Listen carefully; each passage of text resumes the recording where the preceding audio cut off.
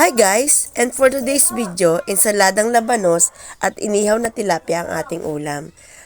Nilamas ko lang pala yung labanos sa asin, tapos tinanggal natin yung katas niyan. Tapos nilagyan ng suka, kamatis, sibuyas, sili, konting asin at asukal. Ayan nga pala inihaw natin tilapia guys. Binalot ko na yan sa foil kasi nabili ko siya ng pinatanggal ko yung kaliskis. Akala ko kasi piprituin ko lang yan guys. Mas bagay kasing ihawin ko na lang. Kasi nga nakabili ako ng 15 kilos lang na labanos. At ayan nga pala ang aking papaya. Tanim kong papaya yan guys. Ayan yung bago ko pang papaya. Nagbubunga na rin siya guys. Yan yung kapalit ng isa kong papaya. At dahil matatapos na ako mag-ihaw, nagdagdag ako ng hotdog. Kasi may uling pa guys. Sayang naman yung uling kung wala na akong iihawin. Ayan tayo guys, kain tayo ng tanghalian. Thank you. Tingnan ko nga.